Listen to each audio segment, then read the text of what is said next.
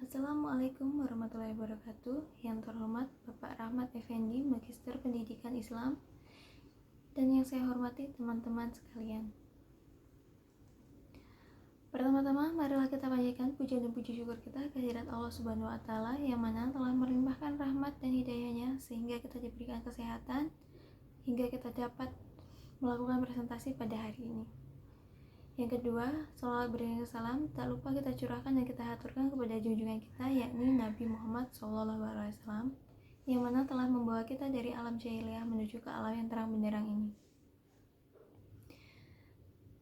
Di sini saya Nur Siti Romawati selaku moderator dari kelompok 4 akan menyampaikan susunan acara presentasi pada hari ini.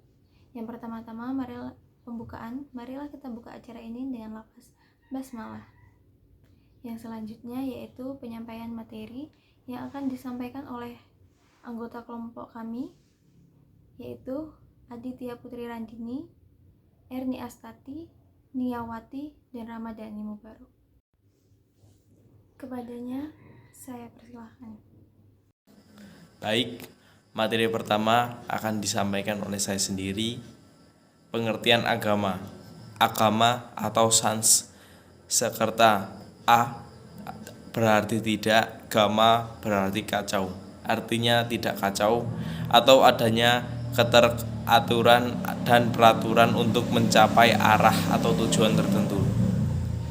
Religio atau dari religere Latin, artinya mengembalikan ikatan, memperhatikan dengan saksama.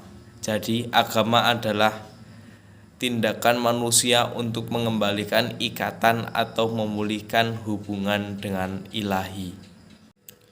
Selanjutnya, dari sudut sosiologi, agama adalah tindakan-tindakan pada suatu sistem sosial dalam diri orang-orang yang percaya pada suatu kekuatan tertentu atau supranatural dan berfungsi agar dirinya dan masyarakat keselamatan. Dari sudut budaya, agama adalah salah satu hasil budaya. Artinya, manusia membentuk atau menciptakan agama karena kemajuan dan perkembangan budaya serta peradabannya. Dengan itu, semua bentuk-bentuk penyembahan kepada ilahi, misalnya nyanyian, pujian, tarian, mantra, dan lain-lain, merupakan unsur-unsur kebudayaan.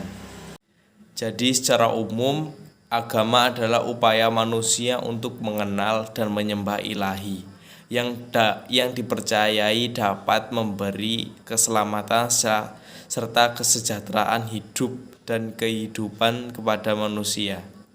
Upaya tersebut dilakukan dengan berbagai ritus atau secara pribadi dan bersama yang ditujukan kepada ilahi. Secara khusus, agama adalah tanggapan manusia terhadap pernyataan Tuhan Allah. Dalam keterbatasannya, manusia tidak mampu mengenal Tuhan Allah. Maka ia menyatakan dirinya dengan berbagai cara agar mereka mengenal dan menyembahnya. Jadi, agama datang dari manusia, bukan dari Tuhan Allah. Baik, materi selanjutnya adalah B. Fungsi, peran, dan tujuan agama. Yang A. Fungsi agama. Fungsi agama di sini sebagai sumber kehidupan individu maupun kelompok. Lalu peran agama. Peran agama di sini sebagai peningkat etos kerja dalam kehidupan. Lalu tujuan agama bertujuan menegakkan kepercayaan manusia hanya karena Tuhan Yang Maha Esa. Pengertian moral.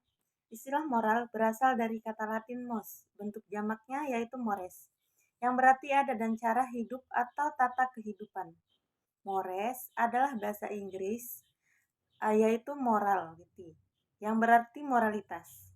Sedangkan moralitas berhubungan dengan keadaan nilai-nilai moral yang berlaku dalam suatu kelompok sosial atau masyarakat. Jadi, suatu tingkah laku akan dikatakan bermoral apabila tingkah laku tersebut sesuai dengan nilai-nilai moral yang berlaku dalam kelompok sosial di mana dia tinggal. Moralitas berasal dari kata dasar moral. berasal dari kata mos yang berarti kebiasaan. Kata jumlahnya mores yang berarti kesusilaan, kebiasaan.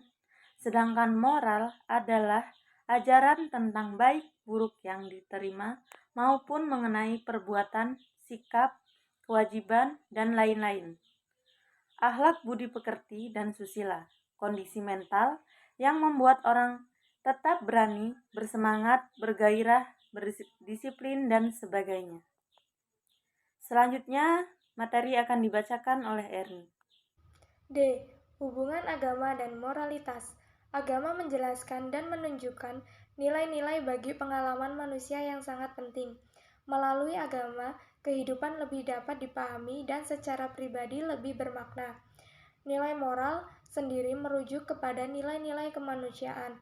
Itu tidak serta-merta berarti bahwa nilai-nilai moral yang bersumber pada agama itu dinafsikan. Justru, ketika dialog dilakukan, nilai-nilai agama yang dianut pasti secara tidak langsung akan melebur di sana. Orang-orang yang tidak terlibat dalam dialog pasti akan membawa aspirasi dan nilai-nilai agama yang diimaninya. Kekuatan pengaruh agama terhadap nilai dan norma dalam kehidupan sehari-hari akan bervariasi antara berbagai jenis agama dan bergantung kepada ideologi masyarakat penganut agama itu. Selain itu, hubungan kode moral dengan agama juga bervariasi, tergantung kepada struktur masyarakat. Bagaimanapun, semua agama tampaknya berpengaruh kepada moralitas personal maupun sosial.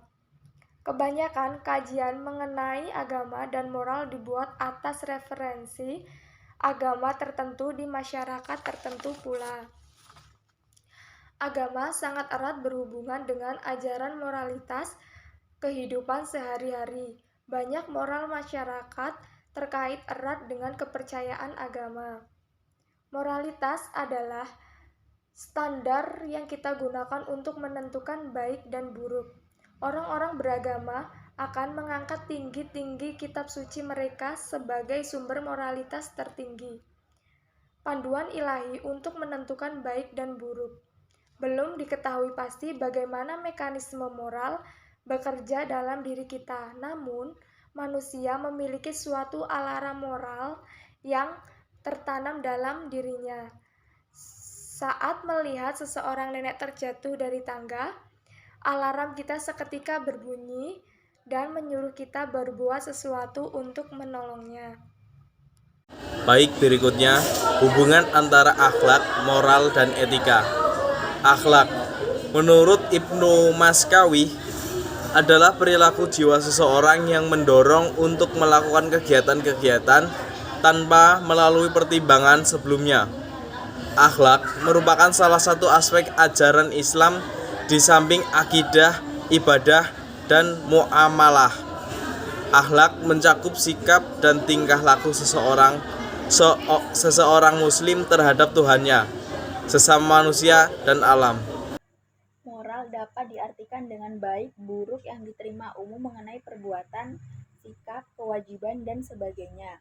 Bermoral berarti mempunyai pertimbangan baik, buruk, berakhlak baik. Etika berasal dari bahasa Yunani, ethos, yang berarti watak kesusilaan atau adat. Etika juga bisa dimaknai dengan yang pertama, ilmu tentang apa yang baik dan apa yang buruk, dan tentang hak dan kewajiban moral atau akhlak. Yang kedua, kumpulan asas atau nilai yang berkenaan dengan akhlak. Yang ketiga, nilai mengenai benar dan salah yang dianut suatu golongan atau masyarakat. Budi pekerti berarti tingkah laku, perangai, akhlak, dan watak. Jadi, dapat disimpulkan bahwa ada beberapa persamaan antara akhlak, etika, dan moral, yaitu yang pertama, akhlak, etika, dan moral adalah suatu disiplin ilmu yang membicarakan tentang persoalan baik dan buruk. Yang kedua, akhlak, etika, dan moral seseorang atau sekelompok orang tidak semata-mata merupakan faktor keturunan yang bersifat tetap, statis, dan konstan, tetapi merupakan potensi positif yang dimiliki setiap orang. Yang ketiga, akhlak, etika, dan moral sama-sama menjadi prinsip atau aturan hidup manusia untuk mengukur harkat dan martabat kemanusiaannya. Semakin tinggi kualitas akhlak, etika, dan moral seseorang atau sekelompok orang, semakin tinggi kualitas kemanusiaannya. Sebaliknya, semakin rendah kualitas akhlak, etika, dan moral pada seseorang, maka semakin rendah juga kualitas kemanusiaannya. Baiklah, itu tadi hasil presentasi dari kelompok kami. Acara yang selanjutnya yaitu penutup. Marilah kita tutup acara ini dengan lafaz hamdalah. Baiklah, kurang dan lebihnya saya mohon maaf. Kepada Allah saya mohon ampun. Saya akhiri. Wabillahi taufiq wal hidayah. Wassalamualaikum warahmatullahi wabarakatuh.